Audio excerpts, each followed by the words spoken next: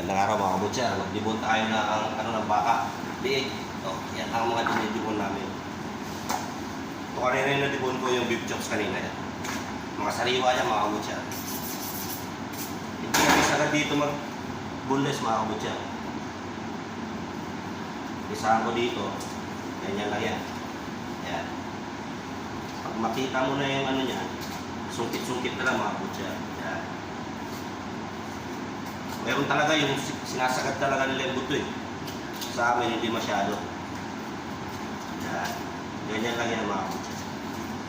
Yan. Kung makuha mo na yung parting liig, okay na yan mga kabutsa. Sungkit na yan. Yan o.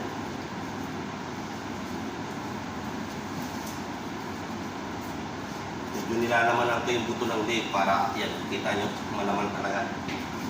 Para sa amin yan mga kabutsa. Pangsabaw namin. Yan. Malaman yan mga kabutsa. Sarap yan. Ito naman yung boneless niya. Masarap ang ano yan. Masarap mga ito pinaka-best, pinakamalambot. Ito masarap yung parang pang Paris. Kaya hanggang dito na mga kabutsa. God bless. Sana kayo matutong na kayo.